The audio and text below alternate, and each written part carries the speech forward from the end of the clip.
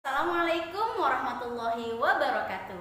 Apa kabar abang dan kakak di rumah? Miss Aziza doakan pagi hari ini abang dan kakak dalam keadaan sehat walafiat dalam lindungan Allah Subhanahu wa taala, dan tetap semangat ya abang dan kakak. Nah, sebelum kita memulai pelajaran kita berdoa bersama dulu yuk. Berdoa dimulai. Bismillahirrohmanirrohim. Rabbi zidni ilma warzuqni fahma wa amalan mutaqabbala. Amin ya rabbal alamin. Semoga dengan kita berdoa tadi Allah mudahkan kita dalam memahami pelajaran hari ini. Oke abang dan kakak, kita akan lanjutkan pelajaran tema 6 kita, energi dan perubahannya. Subtema 2, perubahan energi. Hari ini kita akan membahas pelajaran 5 dan 6. Nah abang dan kakak, Miss akan membacakan tujuan pembelajaran kita. Yang pertama, agar abang dan kakak dapat mengidentifikasi informasi terkait perubahan energi dengan tepat. Dan yang kedua, agar abang dan kakak dapat mengidentifikasi kewajiban-kewajiban terkait perubahan energi. Nah, itu tadi adalah tujuan pembelajaran kita ya.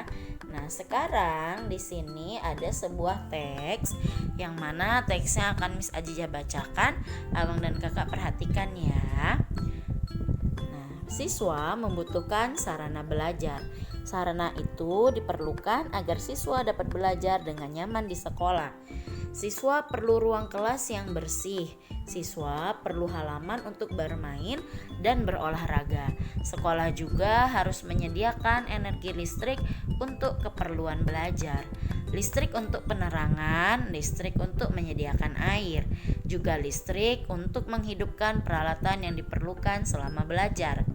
Setiap bulan, sekolah harus membayar penggunaan energi listrik. Sebagai warga sekolah, siswa wajib ikut melakukan penghematan listrik. Matikan lampu kelas jika tidak diperlukan. Matikan keran air setelah digunakan. Selesai warga sekolah.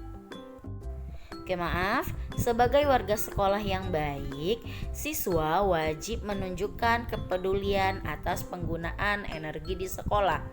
Banyak hal yang dapat dilakukan dalam memenuhi kewajiban melakukan penghematan energi. Perilaku hemat merupakan perilaku yang disukai Tuhan. Tuhan menyukai orang yang berbuat hemat. Tuhan menyukai orang yang tidak melakukan pemborosan.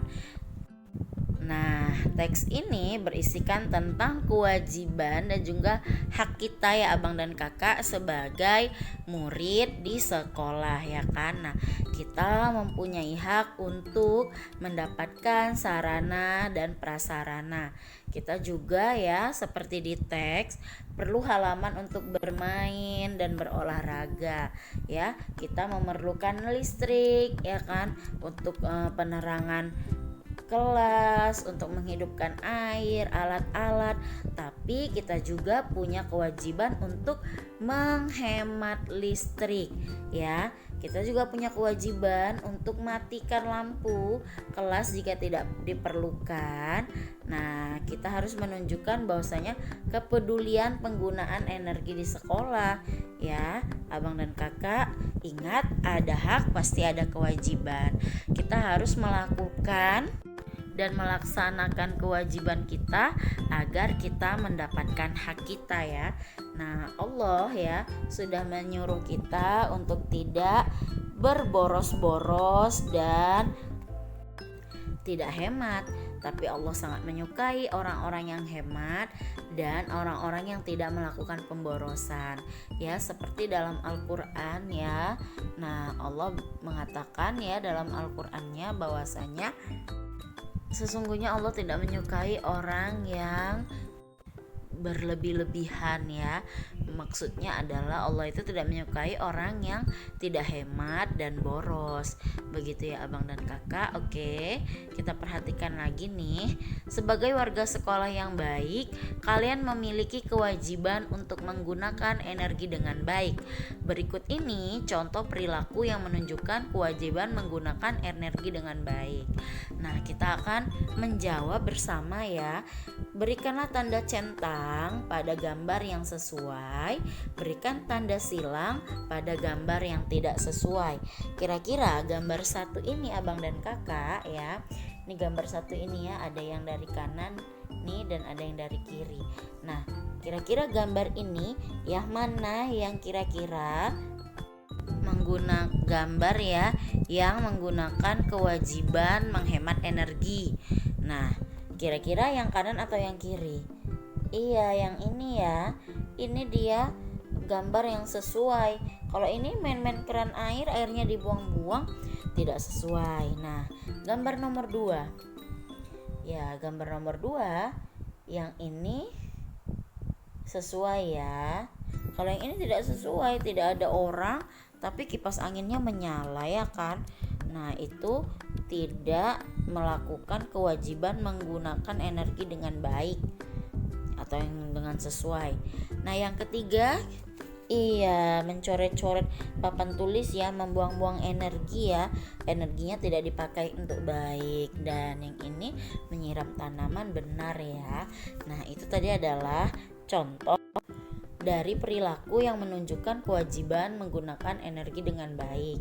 Nah, dari contoh-contoh ini abang dan kakak bisa mengambil pelajaran bahwasanya pergunakanlah energi dengan baik dan sesuai ya, seperti yang telah kita pelajari barusan, agar kamu ya, kalau kamu melaksanakannya maka kamu ikut menjaga melestarikan bumi ini, dan juga kamu ikut berperan dalam menghemat energi ya.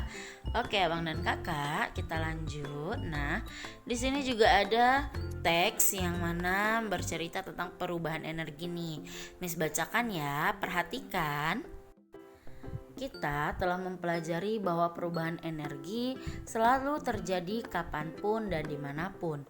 Seringkali kita tidak menyadari terjadinya perubahan energi tersebut. Contohnya ketika menonton televisi, kalian tidak menyadari bahwa telah terjadi perubahan energi listrik menjadi energi cahaya. Dengan kita menyolokkan kabel TV ke listrik, maka listriknya hidup. Nah, itu terjadi perubahan energi listrik menjadi energi cahaya kan. Dari kalau nyala lampunya pasti cahaya dari TV itu keluar. Tapi kalau listriknya nggak nyala karena mati lampu ya, maka ya TV-nya juga nggak bisa nyala, tidak mengeluarkan cahaya ya kan. Iya, kita lanjutkan. Perubahan energi lainnya yang sering kita tidak sadari, misalnya saat buah jatuh. Saat buah jatuh juga terjadi perubahan energi. Perubahan tersebut ya, perubahan energi gerak menjadi energi bunyi. Perubahan energi adalah peristiwa yang setiap saat dapat kita amati. Nah, perubahan energi itu semua aspek dalam kehidupan dan kehidupan kita sehari-hari itu ya dapat kita amati. Seperti tadi misalnya perubahan yang terjadi pada buah yang jatuh. Karena ketika buah jatuh ya, yang terjadi adalah perubahan energi gerak menjadi energi bunyi ya kan. Dari pohonnya dia jatuh nyampai ke tanah dia bersuara kan ketika dia jatuh. Iya, bergerak dia dari pohon dan jatuh ke bumi, dia berbunyi. Itulah dia kenapa disebut perubahan energi gerak menjadi energi bunyi. Nah, energi adalah karunia Tuhan yang sangat besar. Manusia tidak mampu menciptakan energi. Manusia juga tidak mampu memusnahkannya. Manusia hanya mampu mengubah bentuknya. Perubahan energi dari satu bentuk ke bentuk lainnya. Perubahan inilah yang dapat dimanfaatkan. Siapapun berhak memanfaatkan energi yang ada di muka bumi ini. Namun jika tidak ada hak ya, atau jika ada hak, maka akan ada kewajiban yang harus ditunaikan. Seperti Miss bilang tadi, jika kamu mau mendapatkan hak kamu, jangan lupa terlebih dahulu kamu melaksanakan kewajiban kamu ya. Contohnya adalah kita ini berhak menggunakan listrik, ya itu hak kita ya kan, berhak kita menggunakan listrik. Akan tetapi kita juga berkewajiban membayar rekening listriknya. Jika tidak dibayar maka kita tidak mendapatkan hak kita. Itu dia ya abang dan kakak. Oke, kita lanjut. Nah, di sini ada soal cerita dari matematika. Kita akan menghitung waktu kegiatan. Yang pertama, ketika pulang sekolah, Fahmi duduk beristirahat sambil membaca buku cerita. Dia membaca buku cerita dari pukul 13.30 sampai pukul 14.30. Nah, pada sore hari, sepulang mengaji, Fahmi melanjutkan membaca buku dari pukul 17.17 sampai 17.30. Kapan Fahmi membaca lebih lama? Nah, ya kita tengok ya, tadi dia pertama kali membaca bukunya jam 14.30 dikurang 13.30.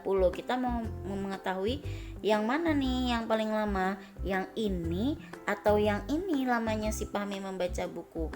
Nah, 0 kurang 0, 0, 3 kurang 3, 0, 4 kurang 3, 1, 1 kurang 1, 0. Berarti yang ini lamanya Fahmi membaca buku adalah selama 1 jam ya. Nah, kalau yang ini ya, kita lihat aja nih karena sama dia ya. 17 sama 17 masih sama nih jamnya. Cuma nengok menitnya ini 17 pas, yang ini 17.30. Berarti yang kedua ini Fahmi membaca buku selama 30 menit, sedangkan yang ini Fahmi baca buku selama 1 jam. Berarti mana yang lebih lama? Iya, ketika pulang sekolah Fahmi membaca buku ya. Berarti yang ini. Nah, oke, soal nomor 2. Setiap pagi ibu mencuci pakaian menggunakan mesin cuci. Selanjutnya ibu melicinkannya dengan setrika listrik. Hari ini ibu mulai mencuci dari pukul 6.30 ya sampai 7.15. Kegiatan menyetrika dilakukan dari pukul 14.00 sampai 15.30. Kegiatan mana yang lebih singkat? Oke, nah kegiatan mana nih yang lebih singkat nih abang dan kakak? Kita lihat yang ini ya abang dan kakak. Di sini dari jam 6.30 ke jam 7.15. 6.30 ke jam 7 berarti ada 30 menit nih. Kan 6.30 ditambah 30 tambah 30 kan 60, maka tepatlah dia ditambah jadi jam 7. Berarti lewat 15 ya. 30 menit tadi yang dari 6.30 menuju jam 7. Ini jam 7-nya lewat 15, berarti kita tambahkan 30 ditambah 15, hasilnya ada 3 tambah 1 4, 0 tambah 5 5. Berarti di sini lama waktu ibu menyuci ya 45 menit. Nah, kalau yang kedua ini kegiatan ibu menyetrika dilakukan pukul 14 sampai pukul 15.00. Kalau nggak kita cari jalan ke bawah juga bisa sudah dapat ya bang dan kakak. 14 ke jam 15 itu kita melewati 1 jam ya kan. 1 jam itu 60 menit ya kan. 60 ya, atau 1 jam lewat 30 menit ya kan, atau 60 ditambah 30, maka hasilnya 90. Nah 90 kalau kita jadikan jam berarti 1 jam, karena 1 jam kan 60 menit ya. 1 jam 30 menit. Berarti lama mana ya?